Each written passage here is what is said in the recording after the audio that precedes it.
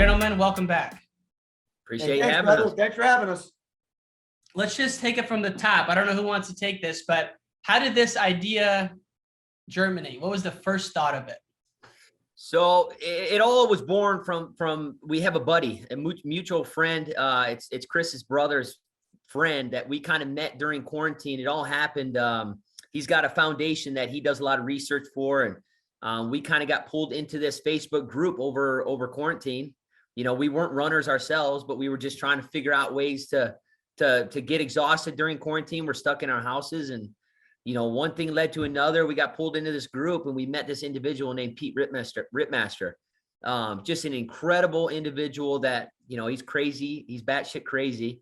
He does. Why do you say that? He does. Well, I'll tell you this. He does a foot race, the Iditarod, you know, the Iditarod for the dogs, but he does it by, you know, himself. Right. And he did the entire thing. He's done it 3 times, Chris. Yeah. You know, he's won it once. I mean, just an insane guy that, you know, that kind of shows you his kind of mentality. He's just like us, man. He went to the Iditarod, walked it, right, and he finished last the first time he did it. Or he didn't finish the first time, and then he finished last, and he's like, I got to keep going. And then he went up there and won it. And he's got some amazing stories. He's got a book out now that I think, you know, we could use this for people to go. I think it's called The Long Way Home by Pete Ripmaster. It's on Amazon. People should go buy it because the guy is amazing. He's an inspiration, and he's changed our lives.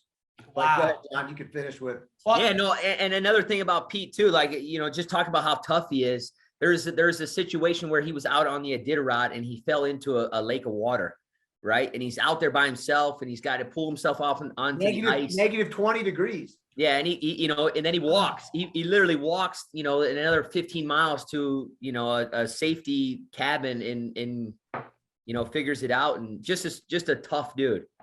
Just a tough. Is he a wrestler or just like a maniac kind of guy?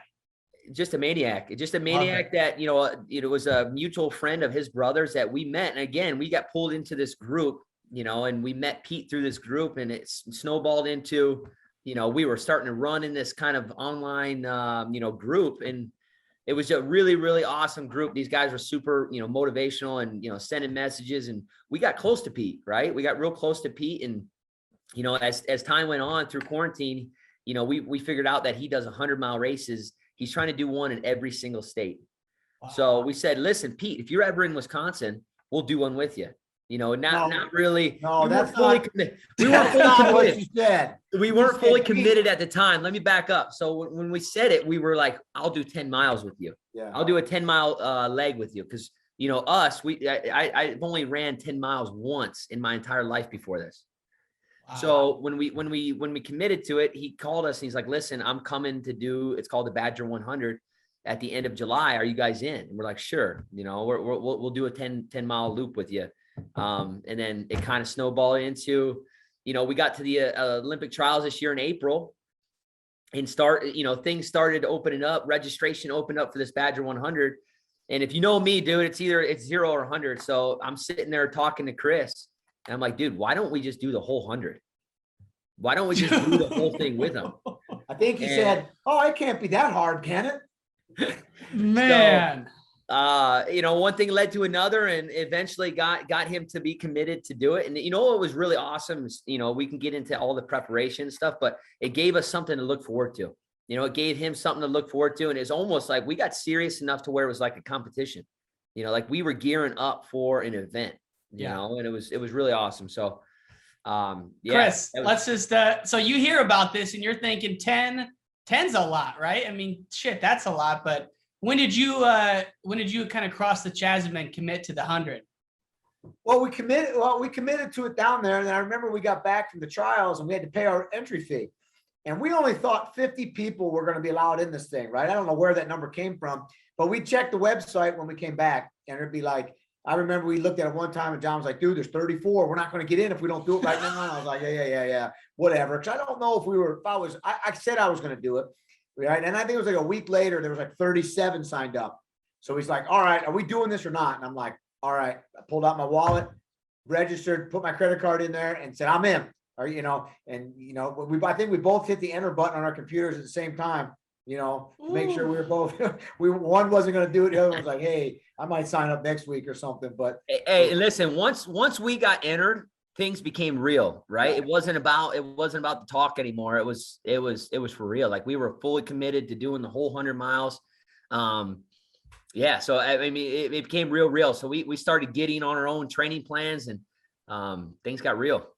And we're gonna go through it in painstaking detail, because I can't wait to hear about like mile 67, where you were at mentally. But knowing wrestlers, wrestlers think we're the toughest and that there's nothing we can't do. At a high level, was it harder or at least less hard than you thought?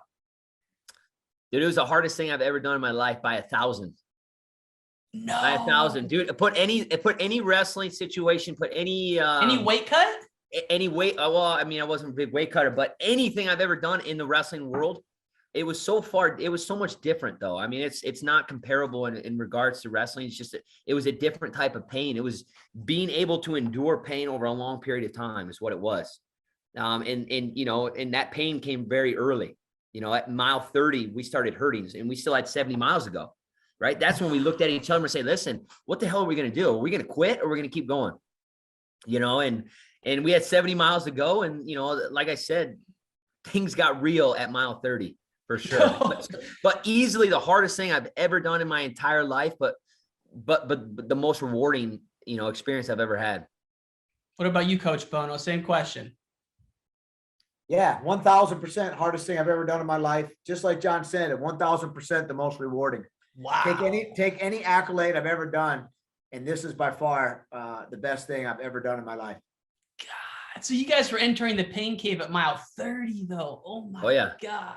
Oh yeah. So the training, I've ran a marathon, did like 3 days a week, nothing crazy like you guys, but how many days a week were you going when you got into the good training, where you about 2 months out, you're in the swing of it? We were running 5 to 6 days a week, maybe. Some days we had no plan, right? It was like, hey, what are you doing today? I'm gonna go 20. I'm gonna go 15. I'm gonna go, and I knew if I ran 20 one day, right, I wasn't doing anything the next day. Maybe I walked 2 miles or something like that. So, but then I'd go like 20, and then, the next day off, and then 15, and then 10, day off, and then 30. Or no, I don't think I ever got to 30, but 24, I think, was the most I ever did. And I only did that once. But our goal was to get miles in, right? I mean, we weren't going to run 50 miles in the training phase. I don't know if that was right or wrong, but we were like, we're going to get as many miles as we can in, from whatever it was, April till July. And that was our goal. We did it. I don't know if this was a mistake or not, but we did 85% of our training on a treadmill. Really? Staring at a wall. Why? I don't know. Well, really, because we were getting up, right? We had practice every day at 8:30. So we were getting up at 2 a.m, and we'd come in and we'd be able to run for 4.5 hours, right? And then go take a quick shower and be right to practice. We did. It was more of a convenience thing. Now that we look back on it, we probably should have got off the treadmill a lot more, because when we did, it was like, holy shit, this is easy. This is a lot easier being off the treadmill. And honestly, I got really cocky. When I got off the treadmill and we got onto the road, I was like, we are going to crush this thing. Yeah. So Ryan, get this. 10, 15 miles, 20 miles was easy when we went outside. So Ryan, get this. You've been in a lot of wrestling rooms before, right? Yeah. Right. We come in there with our sweatshirts and our spandex on, and I ran 18 miles or 20 miles one day, and my net weight loss was 18 pounds. Whoa. And it was miserable. It was 80 degrees in the room. It was humid. I lost 18 pounds. And that's when I looked at John. I said, if I do that for 100 miles, I'm in big trouble. Right. But little did I know, when we got outside, it was like I was running, 15 miles and losing 5 pounds. Yeah. You know what I mean? It was way different. So we trained in a tougher environment, I felt, weather-wise and things like that. But even from like a boring perspective, like running on a treadmill, to me, there's nothing worse. Outside, you're taking in the sights and your mind gets kicked off. But for me, it was my mindset. I enjoyed getting on that treadmill because I pictured myself at mile 80. Yeah. Every time I stepped on the treadmill going, okay, this is what it's going to be like. You might be by yourself. You know what I mean? Who knows what's going to happen? You're not going to, you might have some music from your phone, right? But you're not going to have anything else, but you might be staring at the open road, and you might be, how are you going to finish this race? Because I honestly felt I was the weak link in the group. You know what I mean? Like I'm the oldest guy. My hip already hurts before I start. My knees have surgeries. I might be holding the team back, and I wasn't going to let that happen. Yeah. Right. Because we were with Pete and John and Henry Pullmeyer and those guys. I was like, listen, I mentally was ready to go. You know, if I couldn't keep up, you guys need to go. I'll figure out how to finish. If I got to crawl, I'll figure it out. So I mentally prepared every time to get on the treadmill that I'm going to do this, and I might be by myself for 20, 30, 60, 80 miles. Yeah. And, you know, because I didn't want to hold back anybody. You know, Pete didn't finish his last 100-mile race. And I knew he was coming in, the way we talked to him, he was coming into this thing like it was his national championship, his world championship. You know, Pete Ripmaster's a legend in this game. And he kind of felt a little embarrassed. He went to the Keys where it was 9 million degrees and he got to mile 70 and couldn't fit. I knew he was coming here fired up, and I wasn't holding him back, even though this guy was like, I'm going to watch you guys finish your first 100. You're going to, you know, so I was mentally prepared. I got on the treadmill. I stared at the wall. Sometimes I did it with music. Sometimes I didn't. And I was, you know, mentally prepared to do it by myself. When you guys were spending all this time training, what were you guys thinking about the whole time? Were you thinking about wrestling? Were you thinking about recruiting? Or thinking about running the race? I mean, I think it was a mix. Yeah, it was a mixed bag. It was all over the place. It kind of whatever we had going on during the day. Obviously, you know, it's just kind of depending on where we're at and recruiting, where we're at and training, where we're at with everything. But you know, you're on that treadmill for a long time. So you got to remember this too. We're not together either. We would work out at the same times, but we have one treadmill out in the wrestling room, the one like kind of in a closet. Oh, I thought you were like next to each other chatting. No. Oh my God, you guys are savages. No. Dude, the worst part is we broke both of our treadmills, and like right now we're getting them fixed because I think I sweat too much on it. Yeah. You want to hear something funny too? Was like the days we'd run really long, right? We'd bring in bottles of water and put them in a cooler next to the treadmill. And I know I used to make John laugh because I would drink my bottle and I would throw it out of the closet into the wrestling room. So when I left, I could pick up all my bottles and throw them away. Right. And I remember one time, the first time I did, he's like, dude, I was just looking forward to it. Got so long. He's like, I was so fired up when I'd see you throw a bottle out there. That's how he would be coming out. Hey, well, I knew he was still alive, right? We were on the treadmill for 5 hours. I knew if I saw a bottle, he was all right. Gosh, man. So a little bit about our training too, just to kind of, you know, put a little bit more perspective on our training. So when we were preparing for this, obviously we wanted to do this right. We wanted to take it as serious as we possibly could, being very, very green, never having any experience in this field. And we'll get more to that because a lot of people were like, I can't even believe what you guys are doing.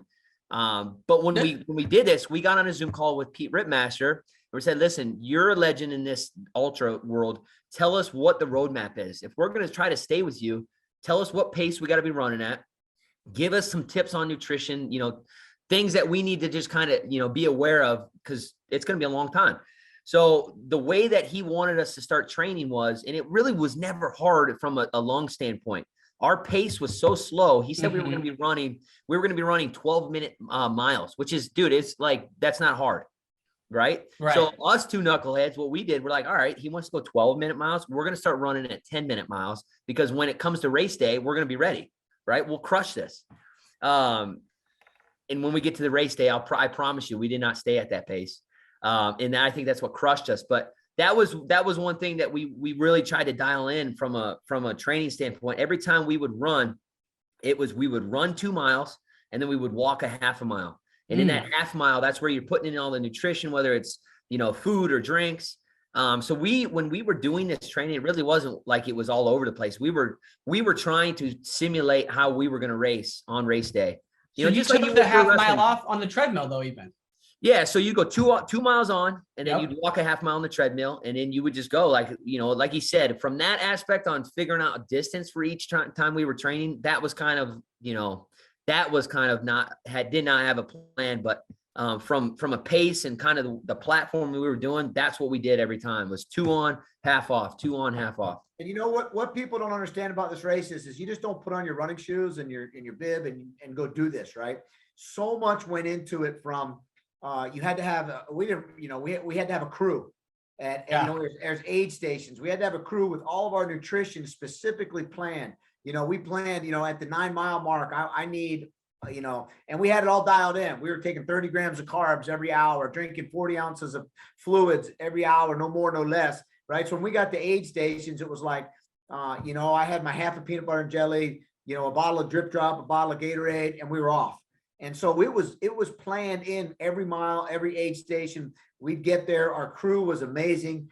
And it turned out to be much more than what we thought in terms of the support. You know, Pete went on all these ultra podcasts and built us up like, hey, I got 2 wrestlers doing their first 100-mile. It's going to be amazing, this and that. So every time we were on every aid station, we'd be pulling in and there'd be people like, those are the wrestlers, come here, taking our shoes off, seeing if we have blisters, where are you hurting, what are you doing? You know, meanwhile, we had, you know, my daughter, we had this guy, Patrick Keller there, who was just absolutely amazing. Our wives, you know, who could get there, you know, and remember, this is 32 hours. So it was like my daughter was there for all 32 hours of it. Our wives had to go back and forth with, you know, John had whatever, letting dogs out and kids and things. So it was amazing. And I'll say this one thing about the crew, and we'll get into it. Pete did tell us, you are going to feel so amazing when you finish this. He goes, but the people that are there supporting you are going to feel even better. And that's what's going to make it work. And you know what? When we came across the finish line and our wives are crying, my kids crying, right? I'm crying. It was like everything that guy said has come to fruition. It was, you know, it was unbelievable. I just, everything about it gets me so excited. I got to go back to the food thing though, because that's one thing that's always been tricky to figure out. So what was your, you said the peanut butter and jelly was your snack, Bono, on the 2.5 hours? We had it all. We started, you know, so I lived off of peanut butter and jelly, Gatorade chews, applesauce, some protein drinks, honey stingers. I think that was it. I rotated between those. And, you know, at these aid stations, I mean, I can't believe what they do, right? I remember one time there's a quesadillas. You know, these people are eating it. You know, isn't that crazy? Yeah. They're eating quesadillas. Was there a burger? I remember like my daughter ran 30 miles with us and she's like, we're going through these aid stations, right? I can't walk, my legs, I've got chafing. And she's looking at me. She's like, do you think I can have a quesadilla? You know, I'm like, listen, go have 6 of them. Just go grab me some Vaseline and let me lube up and keep going. You know what I mean? I'm like, oh, if you want. But it was really cool. You know what I mean? I mean, there's alcohol at these things. People are taking fireball shots when they get through an aid state. You know, it was whatever it was. It was amazing. But I lived off of what I brought with me. I didn't. One time I had some M&Ms. John's wife had some M&Ms out when we were really struggling. She's like, you want to? I took the M&Ms. But other than that, I really stuck to exactly the plan, and it helped me. Did you venture off, Reader, and have some food, or did you eat only what you brought? No, man, I ventured off and I completely screwed myself, if you want to say it like that. So, I mean, really? we can get into, you know, from the start, but there was a point in the race where I was so dialed in my nutrition. And again, that was another aspect that we really took seriously in this preparation. We have a world-class nutrition program here at Wisconsin. And we got with this guy, Nick Ayers. He's a freaking genius when it comes to dialing it in. And he's done all these crazy races too. So he's like, listen, this is exactly what you need at each aid station from fluid standpoint and a nutrition standpoint. And if you do this and you stay on it, you'll be fine. Right. So we did. I mean, we from the first aid station to the very last of the race, we had it dialed in and everything was out on the course or with our crew. But I got to mile 60 on the race. And this is where things just went catastrophically bad for me. And obviously, if you know me, I'm a heavy sweater, right? Heavy sweater. So I was out there in mile 60 and I hurt so bad, not from a pain standpoint, but I started to full body cramp. Like at mile 60, like I'm talking like I couldn't do nothing, right? Oh, and that's where I screwed myself. I got outside of my box instead of just staying with what I needed to do. And if you know me too, I'm a creature of habit. My little like bubble of food was like a peanut butter jelly and some Gatorade chews. And that was it for every aid station for 32 hours. So mile 60, when I saw that peanut butter and jelly, I was like, F that. I don't even want to look at another peanut butter and jelly. So I went to the aid station and got like some pickles, some M&Ms, some freaking, whatever they had, salt Pringles, whatever they had, dude. I was hammering it. And it just spiraled out of control. And I'm telling you, Ryan, here's a quick story. Here's a quick story about how kind of we lost, and you kind of lose it a little bit, right? When we were I remember, I don't know how we saw John's wife, but it was getting to be about 1 a.m, I think. And she's like, do you guys need a cup of coffee? I'm like, oh my gosh, that sounds so great right now. She says, well, I'll meet you at the next aid station with a cup of coffee. She showed up, I think it was Dunkin' Donuts, and it was cold. Right. And I was looking forward to it, right? You know, and it was cold because we got really slow. That's all you were looking forward to for hours was that was this cup of coffee, right? I'm like, it's going to be hot. It's going to be amazing. We're going to feel better. And it was a cold cup of coffee. So as we're going along, and this was 2, 3 in the morning, I said, John, I can't wait to hit an aid station when the sun comes up, because they tell us we're going to have coffee, eggs. I'm like, we're going to have the best cup of coffee at one of these aid stations. And I remember we pulled up and I was like, I'll have a cup of coffee. Right. It's the only time I got something from the aid station. And dude, it was a 4-ounce shot. I think they put mud and dirt and sand in it. Right. And I'm not lying to you, dude. I took a sip of it. And I remember John was in the porta potty. So I got him one and I said, here you go, dude. He took a sip. He's like, this is so good. And I was like, oh, this dude is miserable. I just slammed it down and I almost threw up, and we kept going. But I was like, man, I wanted that cup of coffee so bad. It was hours waiting for the sun to come up just to get a 4-ounce cup of dirt water, you know? But at least you had enough foresight to know it wasn't bad. Reader was so far gone. He thought it was good, man. Oh, he did think I was so far gone. I think he made me go get him another one, if I'm not mistaken. I was like, how can you drink this? I'm not lying to you.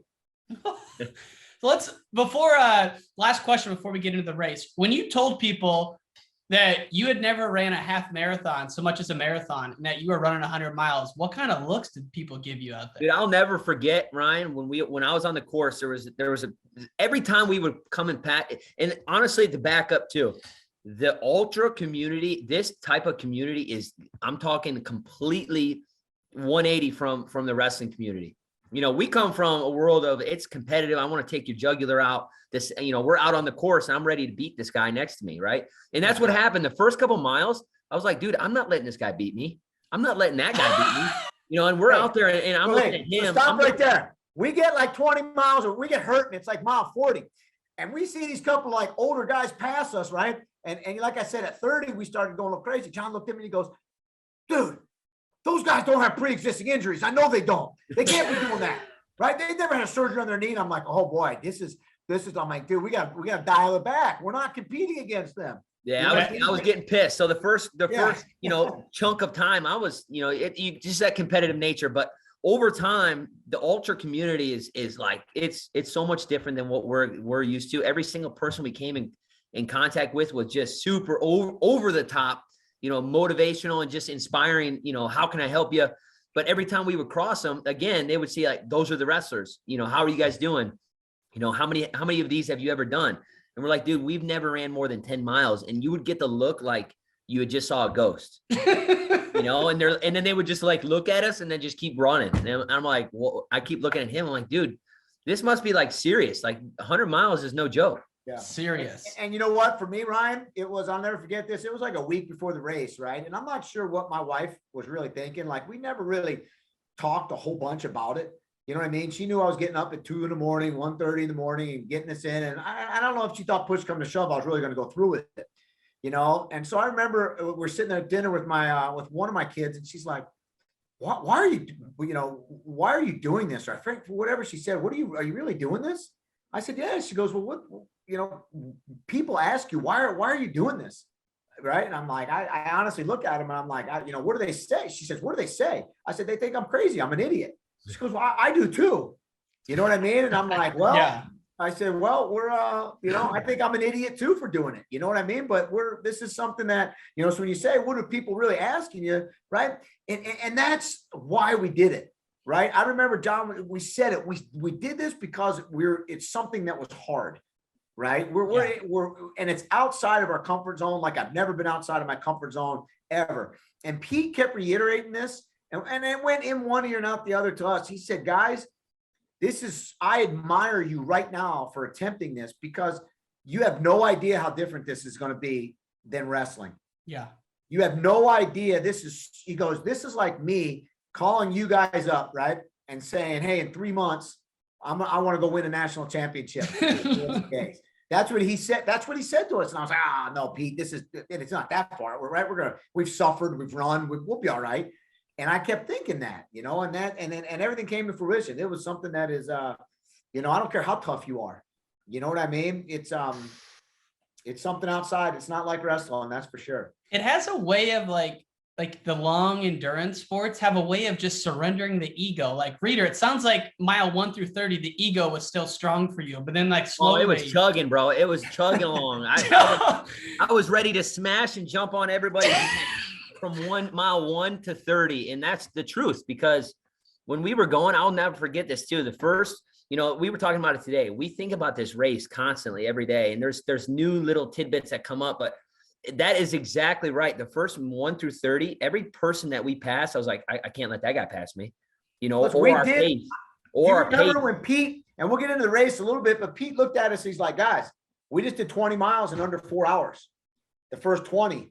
And I knew that was a problem. When I was, mapping it out in my head during the race, I was like, well, we do our first 20 in 6. We could do the next 20 and 7.5. We do the next 20 and 9. You know what I mean? Yeah. It was like, I was like, oh my word, that's we're flying, but we'll get into that in a minute. But we were running, Ryan, we were running in kind of 2 up front and 2 behind. Right. Yep. And so John and Pete, when they would get together like this, we were running almost under 9-minute miles. Way too fast. Dude, if you remember, Ryan, we were supposed to be running at 12-minute miles. So John would have to lead the course to go to the bathroom, right? And I would jump up there, run with Pete, and I'm like, we're going back to this 12-minute stuff. You know what I mean? Because I knew it. I felt like I was sprinting. Oh my God. Like, we have got to, and John, right? You guys, everybody knows John. I'm gonna get in front of me, and it'd be like 8.5 minutes. I'm like, oh boy, you know what I mean? And I was like, well, and if you know anything about me, just right, you tell me what to do, I'm gonna do it, right? I'm gonna stay with them. Yeah, it wasn't like, and that was maybe our downfall, the first 20, but. So who looked at who first at like mile 30 and you knew there was some pain cave going on? So it goes back, right? So we go back. I know we're jumping all over the place. We're into the race now at this point. So we're into the race. We're into the race. We get to mile 20, right? We look at each other and we know it's getting hard. But we're all excited, right? Because we're like, we just crushed that. And things started to like flirt like they were going to go bad for me, because during this training too, like I had some stomach issues. Every time I would run for a long period of time, I had some serious stomach issues. And I knew things were starting to happen for me. And I was like, all right, I had to go to the bathroom once. I had to figure that out. And which is a whole nother story too. But when we got to mile 30, we had at the end of this course, there was hills. So this course traditionally in the years past, it's just a straight rail trail. Obviously railroads, trains can't go up and down, or turn. So they literally, it was just a straight track that, traditionally, and for some reason they had some work going on part of the course. So they detoured us and they made us go over about 2 miles of just straight up and down hills. And that's the end of the course. So right before the 30-mile mark are these hills. And again, we're trying to keep up with Pete. We're trying to keep that pace up, and we're starting to slack. We're starting to get a little bit slower, the two of us. And once we got to those hills, that's where we got crushed. The two of us. Pete said, I was with Pete at the time. Pete's like, hey, we're going to walk up the hills and run down the hills. Well, Pete's walk up these hills were faster than any run I've ever done. Like, he's amazing. That's his Iditarod stuff, the way how fast he could walk. Yeah. Right. And that's at that point, I was like, I can't keep up. I just let him go. Yeah. And I don't remember, John, you were behind us, right? Yeah. Well, whatever. So we meet up when we finally let Pete just take off. It was like John and I looked at each other. I said, all right, buddy. That for me, that was a weight off of my shoulders, because now I knew I was not holding Pete back from freaking smashing this thing. So I told John, I said, hey, the pressure's off us now. We don't have to stay with Pete. Pete's an animal. He's, there's no way we can't do this. Yeah. Let's get our own pace. Let's go back to the 12-minute miles. Let's go back. Pete told us, get to that 60-mile mark and then figure it out. Run 2, walk a half. You get to the 60-mile mark, figure it out, right? Walk 1, hike 1, run 1, crawl 1, and you'll make it. And so that's what we just decided. And, you talk about where we were hurting most at 37. No, at 33, whatever. It was like 33 miles. There was an aid station. And lady looked at me and said, basically, are you okay? What do you need? I said, I'm good. Just let me have a bottle of water. She goes, you don't look good. What do you need? It's only mile 30. You don't look good. And I said, I just need some water. I'll be all right. And I'll never forget it, because we were going another 6, I think it was. And then we came back and we passed her in about, it'd be about another 9 miles. Okay. Right. Well, when I got down a little bit further, I caught my second wind. I felt better. I had some food. And when I told her, I said, I'll see you in 8 miles, and she's like, I hope, I need to see you. Right. Firing you up. I got back there and I felt like, she's like, oh my gosh, what, you look awesome now. What happened? I said, I'm back. I feel great. And Ryan, that happened at least 15 times in the race. Isn't that amazing? You're like, I'm done. I can't go. You look terrible. We both looked at each other like, dude, you look awful. What do you need? What can I help you? Like to each other. Yeah. And then all of a sudden, 5, 6, 8 miles, it was like, all right, we're back. Let's figure this out. Dude, how resilient is the body? It can just adapt like that and keep going. We had a little bit of a saying that's got a little bit of back history on it. We had an athlete of ours that actually was out there running with us. He was an athlete of ours at our previous institution. And he, when he was an athlete at South Dakota State, he got injured, right? One time at a dual meet, and, we're down in Oklahoma State, and, he gets hurt, and, we're about to put him out on the match, and Coach Bono looks at him and said, hey, are you ready to go? Are you 100%? How are you ready to go out on the mat? And he said, I'm about 90. And Bono's like, you're not wrestling, So the next week, we're wrestling somebody else, and he goes back to Henry, and he's like, are you ready to wrestle? And he said, yep, 100%. So throughout the race, that was the two of our joke. When we were out on the course, I would look at him, I would just check on him, every hour or so. And I'd be like, how you doing? He's like, 100%, so that was kind of our running joke, knowing he saw me not, like, I couldn't even get over a curb. I couldn't lift. I had to literally grab my leg and pick it up over a curb. And he's like, how you doing? I said, I'm 100%. Oh my God. So what time did it start? Like 7 a.m.? It started at 6. Started at 6. And if we backtrack it, Seth Gross got married the night before, an hour away. I did see that picture. Yeah. Okay. So we were at the wedding till 10:30, drove home 11:30, finalized our sandwiches, did this, did that, got to bed at 12:30, up at 2 a.m. because I was meeting John at 2:30 at my house. And then we had to drive into Madison. I mean, it's like 10 miles, pick up Pete at 3. And then we had to go to the start line, which was about an hour and a half away. So we got down there about, 4:30, 4:45, got our bibs and did all that kind of stuff ready for 6. So we really didn't sleep the night before either.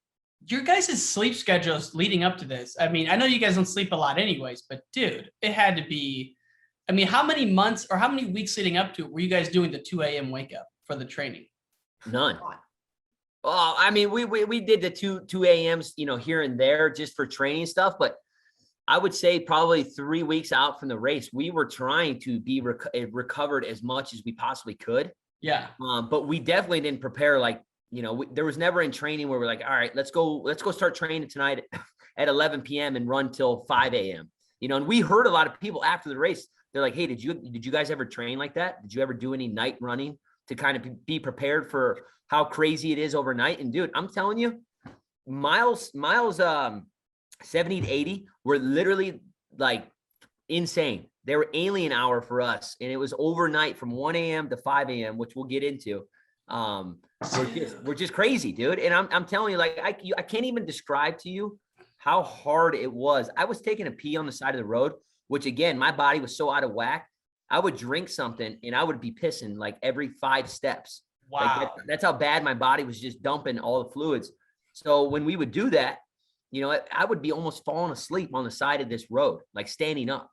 No, I'm serious, man. I'm you guys serious, carry so much muscle compared to those other guys out there. No one out there had to be as muscular as you guys. But isn't it crazy when you see a 70-year-old guy or girl pass you and they're going it seems go ahead. The women were amazing. Amazing. The women smashed. I couldn't believe how great some of these women smash this course. It's and old people, older people, absolutely amazing what we saw out there. When these people piled at the start line, as you're sizing them up and you're like, oh, we're going to kill this. Look at that guy. Look at that guy. Amazing what these guys did. Yeah. You're maybe even 5 miles in, you're like, man, I should have been a ultra runner. I could own this thing. And then, right. Then we get to the hills. And then, so where were you guys at 50 miles in? 50 miles in, we were at Hollywood. So that the Hollywood aid station was they nicknamed it Hollywood because it was high energy. Yeah. It was just like a party. So when you rolled into this aid station, and again, Ryan, if you can just envision just a straight trail through the woods. That was exactly, it's an old rail trail and it's straight through the woods. So again, when we get, you know, like a loop or like 150-mile out and back, it's just a straight, like 33 miles down and back. 33. It's a 33 down, back, and a down. So when we're on this course, you know, it's just in the middle of the woods, this aid station, and these people are just, they're throwing a party because honestly, when you got into these aid stations, that was crucial for us. When we got to see people, we got to see our wives, we got to see this, the energy, that's what kept us going to the next aid station. And that was kind of our mentality through the whole thing was, listen, just get to the next aid station. Yeah. You know, and that was one of the aid stations of many that we were like, dude, if we get to Hollywood, it's, you know, we're going to get so much energy from there and we'll keep rolling. So 50 miles, we did the first 50 in 11 hours. So that would be what, 5:00 p.m. we rolled in at 50 miles. I know that for where we did it in 11. That's, I mean, you're feeling pretty good at that. I mean, that's a boost, right? At the halfway point. We were doing great. We picked up one of our boosters who's a runner, came in at the first time you could have a pacer was mile 40. So we picked him up at mile 40, which brought us a little bit of air. It wasn't just John and I. Yeah. You know what I mean? So we picked him up at mile 40. And then that's where we picked up my daughter and him at mile 50. And then they stayed with us all the way to mile 70. And that mile 70 was a turning point for us, you know, when you start getting into it, because that's for you. That was the starting point of the race, mile 70. And what we found out was, you know, so Pete was checking on us throughout the race. Like we had there's a guy who was doing a documentary on Pete who was like staying with us and filming us. And, you know, he would tell him where we are. And I remember Pete told us after the race, he goes, when I heard you boys got to 70 and made the turn and started heading back, I knew you were going to make it. We're like, what are you talking about? He goes, at mile 70, 98% of the race quits. Because they're already back to where they started. Because they're back to where they started. Their cars are right there. There's burgers. There's brats. There's kegs. Yeah. It's a party. And dude, so it's like, it's straight carnage too. Like when you get into mile 70, it was straight carnage. There's people throwing up, diarrhea. I mean, just, wives are there putting their arms around these grown men and they're like, it's okay. And you're getting drove away. And you know what? When I was telling John and everything, because John was really starting to go downhill at this point, and I said, we get to mile 70, it's over. The race is over. We have done it if we get to mile 70. And no one understood what I was saying. I said, well, all I was saying is, all we got to do is go back.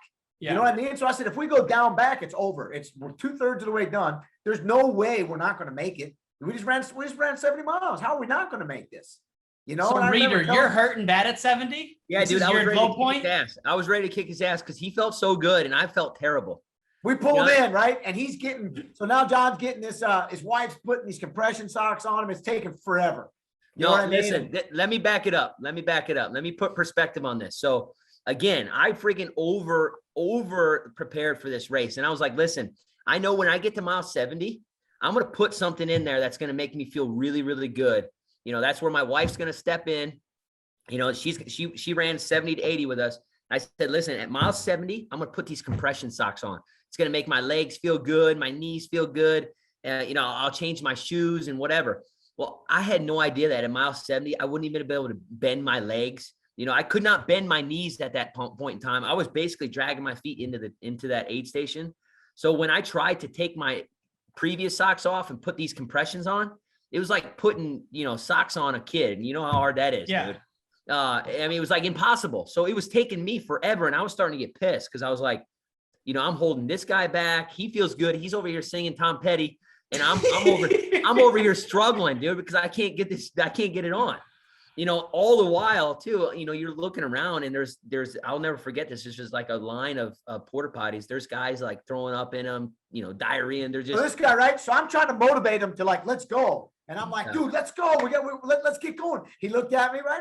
And we're losing it. He yells at me. He's like, if you want to leave me, just leave me. You know, and I'm like, dude, I'm not leaving you. I'm like, let's get fired up. You know what I mean? I don't want, you know, because he's like, my legs hurt. His wife couldn't get his pants on him, and you know, her shoes. I'm like, let's go. You know, start picking your socks up and let's get ready to roll. And he's like, just leave me. I said, I'm not leaving you. Just get your stuff going, and we'll you know. And I think all this is captured when this documentary comes out. I think it's all captured on the video because the guy was right there, and I was singing because I knew it was over. Right, for me, I was like, I don't care how bad I feel. I know it's over. And now we got to get back, and this worked out bad.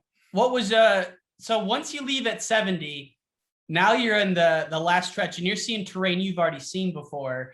When's the next low point at this point? Well, it's right there. You know, first off, we get out there and our headlamps go out, right? We bought these headlamps. They lasted an hour, maybe. So what time is it at this point, I guess? 1 a.m. Oh, wow. So headlamps go out. So John's wife is there. She has her, and John just tells her, he's like, turn your cell phone on and walk as fast, kind of fast. And all we're going to do is try to keep up with you. You know, that's kind of how it went, right? Whoa. Right. And so what she didn't realize is we've already been dealing with this, you know, as it got dark, but that light is on. There's bats swooping at you. You know what I mean? There's animals scurrying across the trail. Dude, and Ryan, envision the darkest path through the woods with no lights. And it's just us two with a cell phone, you know, light on it. And it's so far into the race where everybody's spread out and it's just us. So when we were walking in a single file line, she was out in front of us. I was in the middle and he was behind me. And this is where kind of the tides turned, right? And I kept looking back at him because I was worried about him now.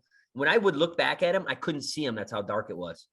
And I told her, I was like, listen, you know, if you see a pothole or something, yell out because this dude's he's going to break an ankle, you know? And she's walking.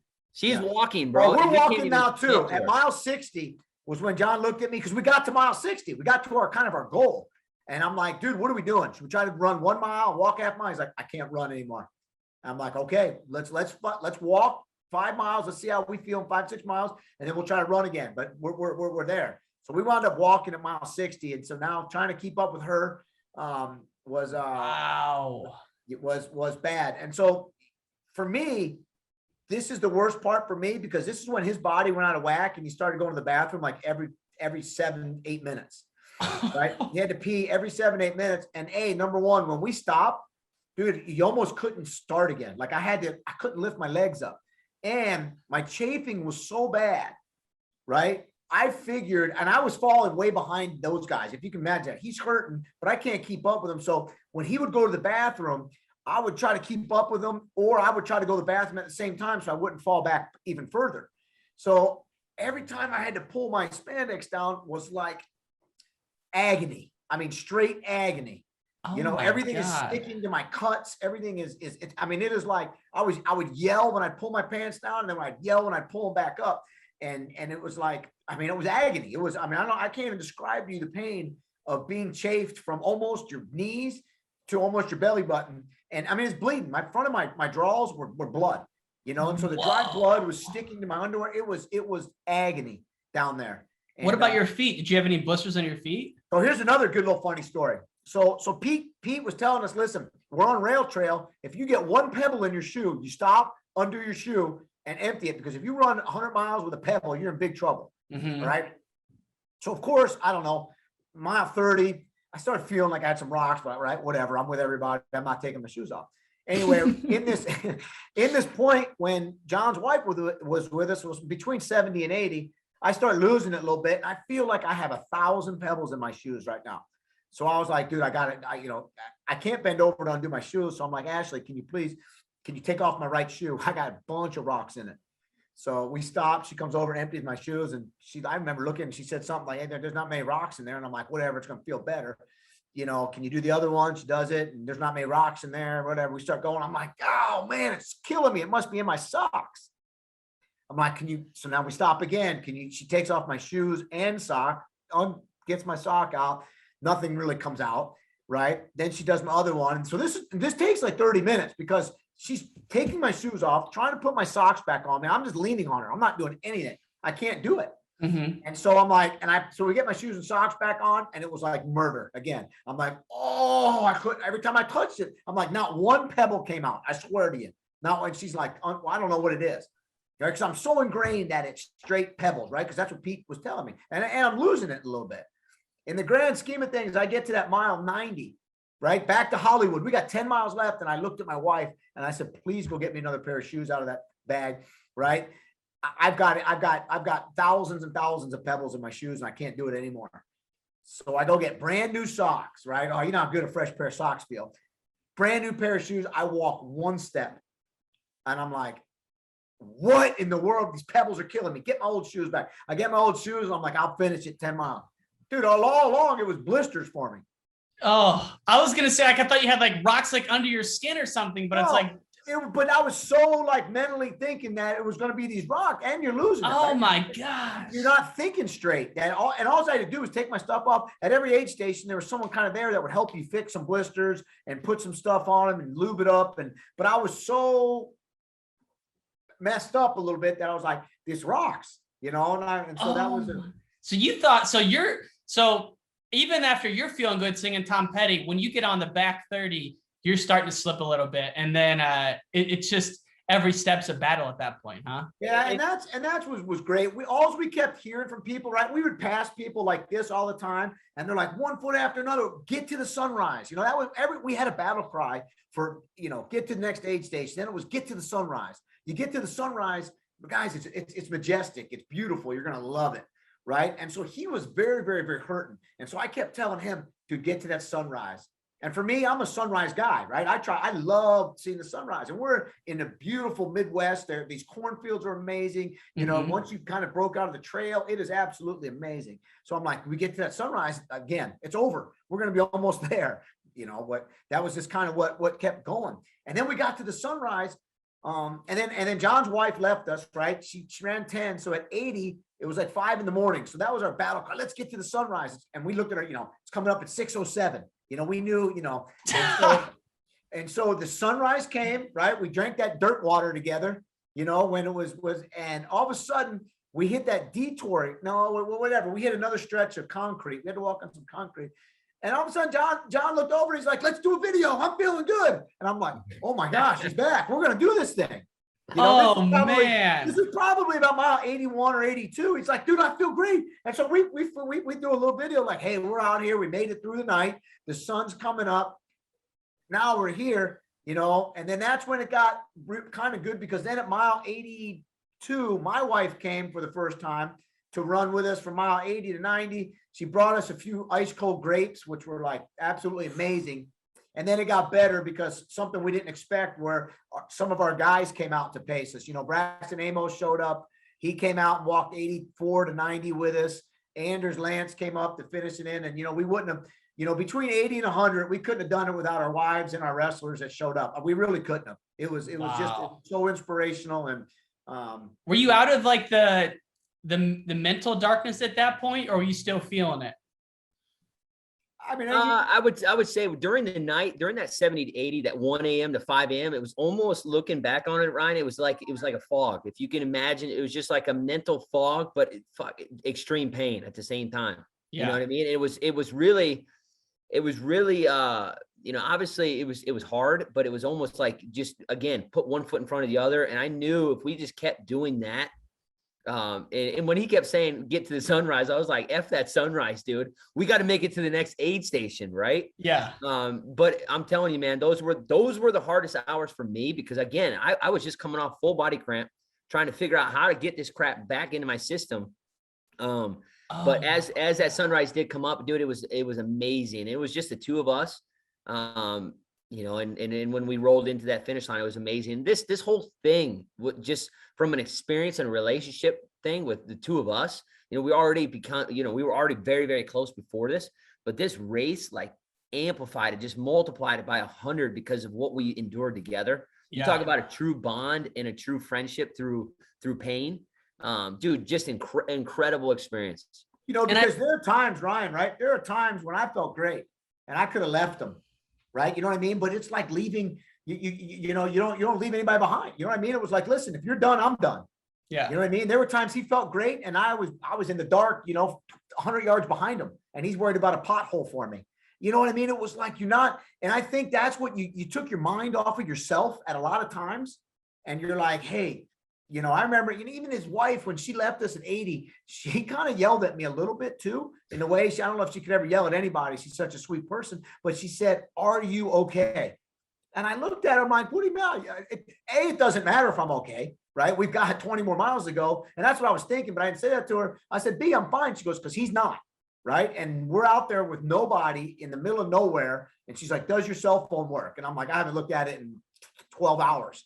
but yeah, it works. I just, she's like, all right, well, call me. I'm like, that's when he yelled at me and I'm like, okay, we're going to I was kind of like, let's go, let's get out there. Tensions are high at this point. Right. And it was, but you're not, and at that point I wasn't even thinking about myself only until I had to go to the bathroom. Then I was like, man, shoot me, but it was like, I'm worried about this guy. And that got me through the next 10 miles, not worried about myself, and then my wife shows up, then the guys show up. And then it was, and then we hit that Hollywood aid station at, that means we had 9 miles left when we hit that Hollywood aid station. But we had talked the whole time before the finish. We got those hills again. You know what I mean? Those hills. When was that? When we hit the hills, we had 5.7 miles left, and they were 2.7 mile or 2.1. Cause then we got to that final aid station. That was like 3.1 to the finish line. But we were like, dude, we're going to smash those hills. We're going to get through those hills. I mean, that was a topic of conversation. Once we get out of Hollywood, we're going to kill those hills. Let's get through those hills. And we're going to do this. And those hills got us again. I mean, God, John, we get to the hills, and John I couldn't believe this, right? But he gets way ahead of me. I have Anders, one of our wrestlers, with me because I mean, and you those are the guys you should probably get on here. Are the guys that looked at us and like, I remember my wife came out and I go, she goes, how you doing? I go, I'm great. She goes, you don't look good. And I'm like, of course. Whatever, Thanks. right? Whatever. I'm there now. You should see me 3 hours ago when bats were landing on my head and I didn't care. I didn't care if it went in my mouth. I was going to just keep going. And oh my God. So we get to these hills and dude, I am literally shuffling. I mean, I can't pick a foot up. My right leg doesn't work. My hip is swollen. My knee, I couldn't move my right leg. So could you have defended a single leg if you had to at that point? No, I couldn't have done it. A 2-year-old would have blew on me and I would have fell down and I wouldn't have been able to get up. That would have been the problem. Right. So anyway, we get to these hills, right? And Anders is like, lean on me, do whatever. You're like, no, I'm going to shuffle. I'm going to get there. And John's smashing these hills, right? He's 50 yards ahead of us. And then he's looking back at us. And I'm like, all right, he's doing good. He's doing good. All of a sudden we're going down this hill right by this aid station. And I'm like, dang, we really caught up to him. And I look at him and he's again, fingers are curled and he's cramping full body. And I'm like, no, not now. We're 3 miles away. We're there. He can't, and I knew we had a lot of time left. So I started thinking, if I got to lay him down, fuel him up, make him sleep for an hour or do whatever, we had enough time to finish the race. So that didn't really, but the dude miraculously recovered and we finished the last 3 miles in 1 hour and 41 minutes. If that tells you how slow we were going. And was there anyone left behind you on the course, or you guys the last? No, we finished. We finished 72 and 73, I think, out of there was 95 finishers, something like that. And then I think 60 people did not finish. Wow. And your guys, I mean, they've only seen you guys as like these heroic guys who are never getting tired. You're pushing them and now they're seeing you at your weakest. Reader, when you had those fingers cramping up, you literally can't even open your hands at this point? Mm-hmm. No, I couldn't do anything. And at the end of this last hill, there's an aid station, right? And I knew I was doing really bad, but I didn't realize that it was almost a panic moment for that aid station because somebody saw me and they ran to me. And that was like that didn't happen at any other aid station, right? Nobody was running out to you. You would run into the aid station and they would take care of you. Well, she must have saw just another, selfless person. She saw me and she ran to me. And she was like, what can I do for you? What do you need? I just said, Ryan, this is the same aid station at mile 30 where the lady looked at me and said, you don't look good. Right? So the best part of it was at that aid station, when I saw her coming back, again, at whatever time it was at mile 36, she said, listen, I'll see you. You're on time to be back here at like 4:30 in the morning. I will see you at 4:30. I got pancakes, eggs. I'm cooking breakfast. I'll be here. I can't wait to guide you home. Dude, it was like 1:30 in the afternoon. We made it back there. Oh my God. She was so worried. She's like, I thought you quit. That, you know what I mean? She's like, when I didn't see you by like 9 in the morning, she goes, I thought you quit. And I said, no, and she looked at me, right? He's got like 3 people taking care of him. And she looked at me and she's like, oh my gosh, your hands are so swollen. She goes, you need some sodium. So, your circulation, something's not going on. I said, no, I'm done. Please fill up this bottle of water, that bottle of water, right? The bottle of water that dude drank after like a month. I didn't get to drink them Because that dude, mild nut, but I said, I just need these. And I said, oh, and I looked, I said, please, can I just have that half a banana? And I'll be good to go. But it was like everything, you were so hurting. I love that it makes you so grateful for like a bottle of water or like just to see the sunrise. Like how many of them come up and down and no one thinks twice about it. But when you got to run through the night, you're like so excited for it. And Ryan, I'll tell you what, to this day, right, for the last month, the race has changed me so much that the sunrises mean that much more, right? The hugging my daughter means that much more. I don't know what it did to me, right? The seeing somebody out there and saying hello to them means that much more. Finding a way to be a lot more unselfish, to finding a way to treat somebody a little bit, it's just something has changed, right? Because of all the people that had helped me, John, all of us to get through this thing and to see people happy that we finished the line, not that we beat them or they beat us or whatever. Everyone was happy. It's changed my perspective on life. It's changed my perspective on how to treat people. It's changed my perspective on how much more grateful we should be for that sun to rise, right? There's no guarantee that thing's coming up tomorrow. We take life for granted. And, it's now changed me in a way that is undescribable.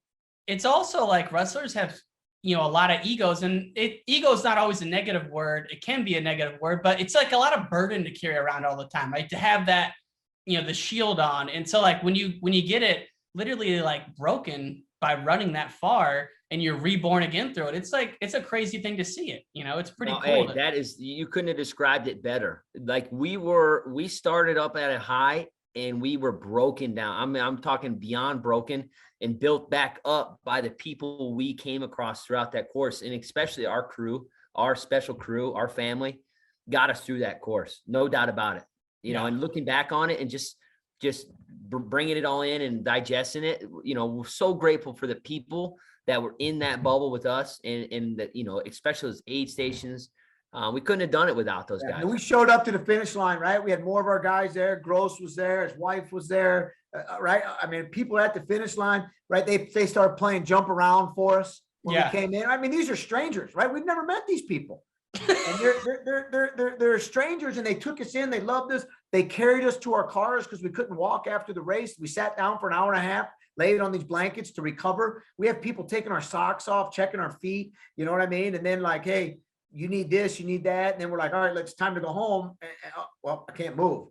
Hey, don't move. They got people carried us to our cars. I mean, it was just, again. Dude, you know what? One thing that I think about the race, Ryan, is when you look back on it, I think it was so special for the people that were experiencing it because they had never seen the two of us be this vulnerable. Like we were more vulnerable than you've ever been in your entire life. Like I'm talking, like you said, your wrestlers only see you in a certain light. This was the darkest of moments when they were helping us get through those tough times. Right. Those were the guys that, when I was trying to fall asleep, standing up, taking a pee, that they were holding the back of my, shirt to keep me standing up. Again, just extremely vulnerable situations. And, for our wives too, like they'd never seen that kind of hurt. They'd never seen that kind of pain. So when we came across that finish line, there was so much emotion. It was like an instant cry almost. I know our wives were crying. He was crying. It was just a moment of, extreme emotion. Wow. Yeah. The finish line video, you guys are shuffling is maybe too strong a word to describe it. You guys get across the line, and just being a fan of ultra sports for a couple of years now, I couldn't wait to talk to you guys. I got to ask you this one. You talk about the Q word, quitting. At any point, did you actually really consider quitting? No, we never really considered quitting. Obviously, there was a lot of hard moments, and I wouldn't even want to say a lot. I want to say a ton. Yeah. There was many moments where we had to remind ourselves again, listen, this is why we signed up for it. What the hell do you expect this to be? We knew it wasn't going to be easy. Yeah. We knew it was going to be hard. So we just had to keep reminding ourselves, but there was never a moment where I was like, dude, I'm quitting. We said that a lot. We said that a lot. Like when, I had to run with my hands down my pants and extend my shorts because I couldn't take the chafe rubbing on it anymore. Yeah. And that's why we signed up for it, because it's hard. Right. I pulled my hands out and kept going. You know what I mean? And, I couldn't lift my leg over a curb. He's like, that's exactly why we're here. Get through that moment. And I'm like, oh, this guy, you know what I mean? And we said it, and we said it. We said if someone does not pull us off the course, we're gonna finish. Yeah. And I'm lucky there was no doctors or medical people at these aid stations because That's another thing, Ryan. When we were preparing for this, we in all the details, you know, that they gave each racer, they kept telling us that at every aid station there was going to be some kind of medical personnel that would deem you fit to keep going. Yeah. Well, I said, listen, our game plan is, dude, when we get to an aid station, you freaking start skipping, you start singing, whatever you got to do to get through that aid station. We're going to fool these guys that we're good to go, right? I knew we were going to hurt at some point, but we're not going to show it when we get in these aid stations. But there was nobody that was pulling us off the course. Yeah, it was an incredible experience. And when we came across that finish line, like I said, it trumps any athletic experience I've ever done and anything in wrestling by a million, man. I'm telling you, it was just being able to endure that type of pain for 32 hours straight and doing it with your best friend and being able to do it together. Yeah. I knew when we got left, and not to backtrack at all, but I knew when we got left, I don't want to say left, but when Pete kept going and he was like, dude, this is the best thing ever. You know, now we don't have to keep up with them. When I looked at him, I was like, dude, as long as you got me and I got you, we're going to do this thing. Yeah. You know, that's when we had to really buckle down and get serious. And I'll never forget that kind of pep talk. We were looking at each other and we were like, just freaking building each other up. I was like, dude, if you can do it, I can do it. If we got each other, we can do this. You know what I mean? It wasn't like, well, shit, you know, what are we going to do now? To think you guys ever even thought about keeping pace with this guy just shows me how nuts you guys are. Because this is like an experienced runner and you're trying to keep up with him the first 30. It's crazy. Yeah, we crushed it too. I mean, we were crushing it. And it messed us up. It messed us up. But dude, an unbelievable experience. And just again, for Pete to see us come across the finish line, to see his face and to see how special of a moment it was, because he kept telling us, he's like, dude, it's going to be such an emotional experience for me to watch you guys finish your first 100-mile race, that it's going to, you know, mean the world to him. And then when he was there and he got on the mic as we were coming across the finish line and he was, you know, pumping us up, pumping the crowd up again. I'm talking complete strangers, dude. You became like lifelong friends with some of these people. Isn't it crazy how when you leave, like the next day or the 2 days after, you're like missing the community of it, like the people. And hey, we're now in every Facebook group. I'm communicating with some of these runners in Colorado. You know, somebody's doing an ultra in Ohio this week, and she's like, "We listened to your podcast. I'm so inspired. I'm going to listen to it during the race and this and that." And I'm like, "Hey, listen, you got this. Let me know if you need anything." You know what I mean? So it's awesome, man. It's it really truly is. Ryan, I can get a whole nother hour of what those next 2 days looked like, dude, because it was complete carnage. Hit me. I don't even want to get that detailed and tell you, because I feel like it was even worse the next 2 days, man. If you can imagine that. I got 10 minutes. If you guys we got to round it out. So you cross the line. You're sitting there for an hour and a half.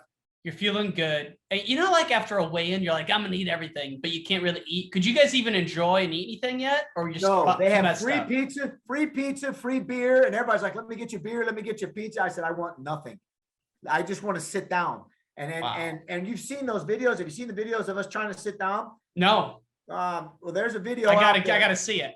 Video of John tries to go like to his knees first, and basically goes face first, and three people have to grab him because he can't control his body. You know, I literally just kind of jumped in my butt, right? And we lay down. I think John may have fallen asleep, and then everybody was, it's time to go, right? We're time to go, and we couldn't move. I mean, it was that bad. We sat up, we couldn't move, and got carried to the car. And then it got bad, right? And I'll start real quick, but John's worse than me, so I got home. And I told my wife, I know you've wrestled. Have you ever been scratched real bad on your neck and water hits it? It's like agony for 30 seconds. Well, that's how I feel like it's going to be when I get in the shower. Right. Anyway, I call home, or my wife grabs some crutches, and I've got crutches at the house, and I get on the crutches to get into the house. And I'm like, this is going to be interesting, right? Well, what am I going to do? Anyway, I take off my pants, and I've got fluid from my hip, like almost all the way down to the back of my knee. That looks like a water balloon is underneath. Right? I'm like, well, no wonder why my hip hurt. I haven't paid attention to it. I'm like, no wonder why my hip hurt. And then I look down, and I'm like, dude, it's black and blue. It's still bleeding. Everything in there. And I'm like, I told her, I said, I'm not getting in the shower. I'm done. I'm not. I'm just going to be and I smelled, right? 32 hours. It was awful, right? I stunk. I'm not getting in the shower. There's no way I'm getting in the shower. She's like, you're getting in the shower. I'm like, no. She's like, all right, how about the bath? I said, absolutely not a bath. I'm not soaking and I'm going to die. Right. She's like, no, get in. You stand in the bath and I'll kind of bathe you. So anyway, she gets a nice little cool bathtub and I go, I'm going to try to sit down. And of course I can't sit. I mean, I got help sitting down, and I sit down and it was like relief. So I'm like, all right, let's get a little water. You know, and this is how unselfish this is. My wife gave me a bath. Yeah. You know what I mean? Washing my hair, taking care of me and doing all that. And then I was just, for me, I was on crutches. We ordered dinner out and I ate like one bite. And that was kind of. Are you still sore though? I mean, you can't even move, or like, can you get I'm off the crutches. couch? Everything I did was on crutches. The worst part about it was in the middle of the night, I had to get up and go to the bathroom. It was worse when I woke up after laying there, and I had to find the crutches. I was crawling to my crutches, got to the bathroom, but John's stories are worse. That was here. So let me back up. So this is, I haven't told anybody this. This was kind of my own secret of kind of what happened. All right. So after the race was done, the worst thing we could have probably have done. And again, we didn't know what we were doing. When we came across the finish line, we were hurting so bad that when I got lowered down onto a blanket, I passed out, right, for an hour. I just passed out. And when I woke up, I started shaking like I had the flu. Like I was sick, you know what I mean? And like my body was just in total shock.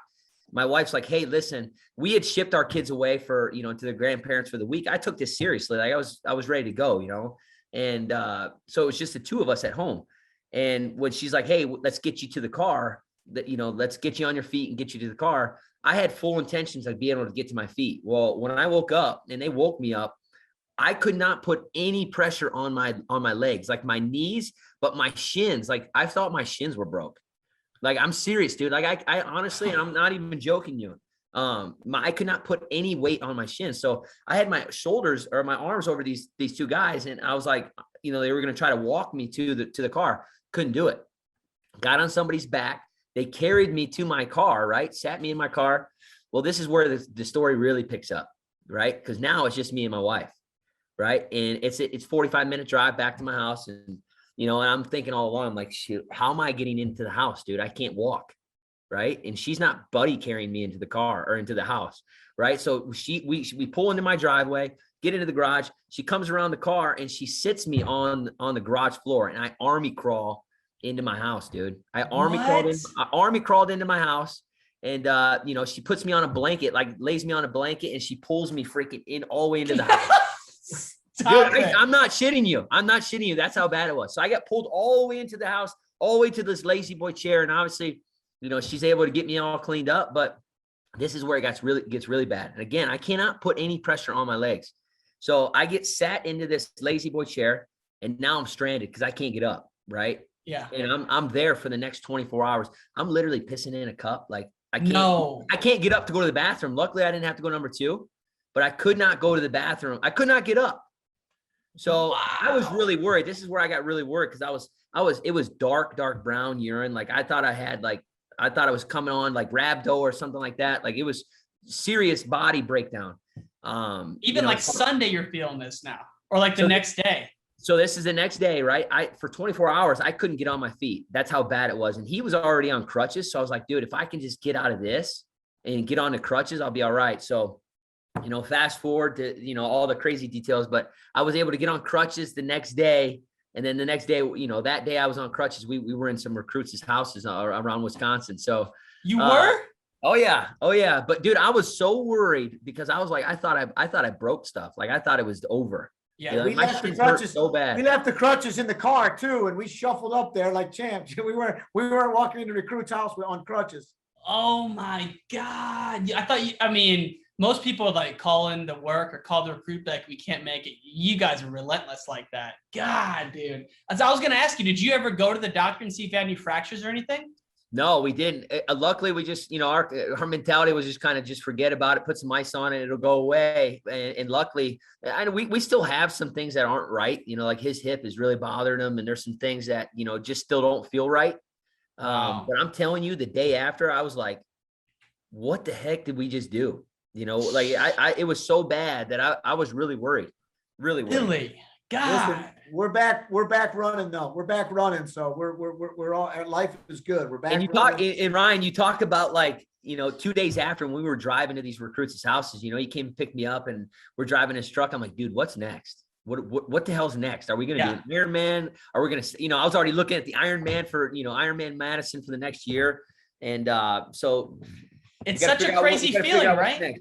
Like as soon as you're done, you're like, God, I miss everyone there so bad. I miss, kind of like when you leave D1s, you kind of get bummed out, but it's like there, you really feel like everyone's a part of the journey and they helped you so much that you miss them. And you're like, what's the next one we can do? It was such a fulfilling experience for me.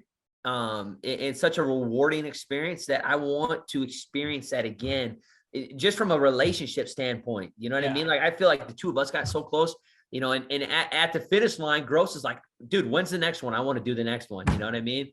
Is that dude drinking coffee yet?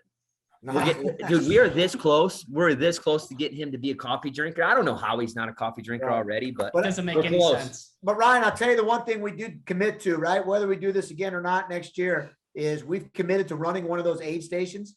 We told the founder that John and I and our wrestlers, we will be at one of those aid stations, whether you want us or not, because of how we know how important they were for each for us to get through it. Yeah. And we want to go back and we want to encourage somebody. And if we can get one person from not quitting at one of those aid stations, like they did for us, feeding them soup broth or taking care of their blisters or changing their socks, we'll do whatever, because that was so important for us, and we definitely want to get back. So the owner of the race was like, we'll figure it out, but we want, so we'll be there next year. Wisconsin Wrestling, we'll have an aid station or part of an aid station, and I'll be up 36 straight hours if I'm not running this thing again to take care of these guys. I love it. You guys are animals. I can't imagine, what your guys thought. I'm thinking of it. It's like, maybe it's not feasible to have college athletes run that much, but like if they could experience something similar, just in terms of the shared suffering, would be pretty exciting. For and that got us through this a lot. You know what I mean? When John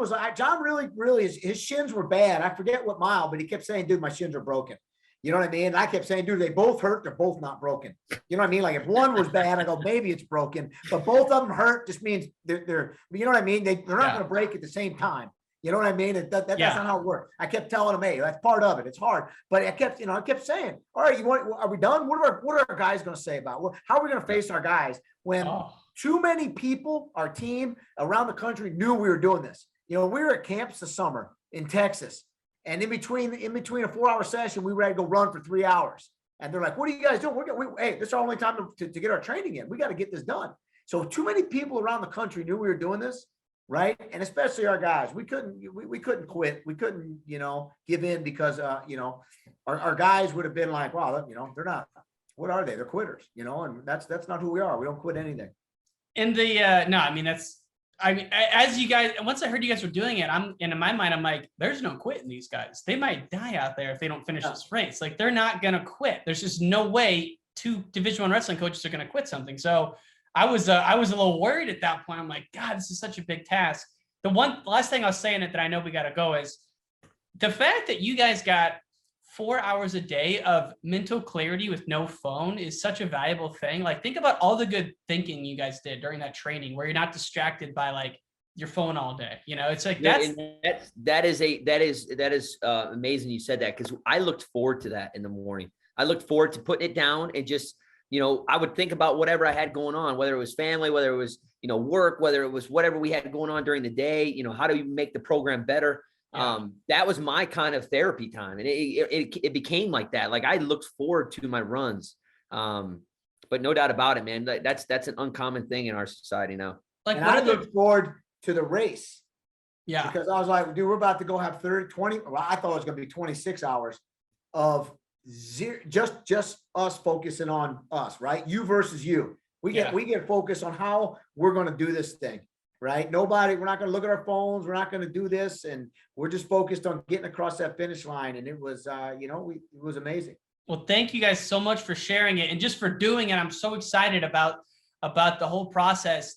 3 rapid fire things. Spartan Combat, Bono. I see you got the shirt on. They're a sponsor of the show. I love those guys. So congrats on that. Joe DeSena ran that Iditarod race, What's that? The CEO of Spartan, Joe DeSena, has ran that Iditarod race. Yeah, so they take care of us good. They're sponsoring our RTC. They're going to pick up some of our, our athletes, and they're a proud sponsor of our Bono built initiative that we're doing, where we're trying to encourage people to get active. And, it's a whole different initiative. We're doing what we call, you versus you. We're not competing against anybody. And that's why this race was so important, because again, we're competing against ourselves. And, if you can be the best version of yourself, every day, every second, that's all you can ask for. And that's what we're looking at. So shout out to Spartan Combat. They're taking care of us really well over here. I love it. Last two things. I know I'm way late to the party in this, but I just had Austin Gomez on. So excited he's back and with you guys. An absolute Illinois legend. Last but not least, Braxton Amos. My God, you guys. Oh man, you guys were over in the motherland getting it done. He's a freaking just a world beater. Reader, give us some thoughts on the incredibly grateful for the opportunity that the two of us had to be there with him to experience that. That's a shout out to our Wisconsin Regional Training Center and all the people that make that happen. But just, what a professional, the dude got it done, and to do it the way he did it, for 12 months, he had written down goals and he smashed those goals through 12 months. And just the development that he's had within our Wisconsin Regional Training Center and within our program at Wisconsin, this dude's come light years in 12 months, and it's scary and exciting to see where he's just at the beginning of his career, man. I tell him all the time, dude, that you became a world champ on the junior level. This is just the beginning for you, man. Just the beginning for you. He went over there and did something that is very rarely ever done. The third ever in the U.S. and the highest placer for the U.S. ever. He was a champ and a bronze, at the U20 age group. And if you look historically, guys that are medaling at the junior level, those guys are going on to win NCAA titles. They're going on to win world and Olympic titles, and being medalists. So, and medaling in both styles. Yeah, man. Braxton is on track to do some really, really special stuff. And a guy, he's just a culture definer, a changer for our program. Ryan, that's why we came here, man. I think you're seeing our 5-year plan that we came in with. It's starting to really come together, even though we had a 1.5 year interruption with COVID. You know what I mean? But our 5-year plan's coming together. We've got the right kids in place, the Gomez's, the Barnetts, the Amoses, the Hilgers, up and down our lineup, that it's Wisconsin wrestling's only going to get better from here. And we can't be more excited to really get this thing going and get started. Football starts Saturday. This campus is buzzing right now. Fox Sports is here, or Fox is, they're setting up. There's people all over the place. Cops are shutting down roads, and it's only Tuesday. So we are excited to be back, brother. It's awesome. We're fans of you. I know you guys are in Illinois recruiting a lot. If you're ever here, let me know. It's always an honor to talk to you, gentlemen. Best of luck to you. All right, I appreciate it. And that's the end of this episode. Thank you to our sponsor, Spartan Combat. For exclusive Yianni Diakomihalis apparel, please go to SpartanCombat.com. To see video clips from this interview, go to Wrestling Changed My Life on Instagram. That's it, and we'll see you next time, folks.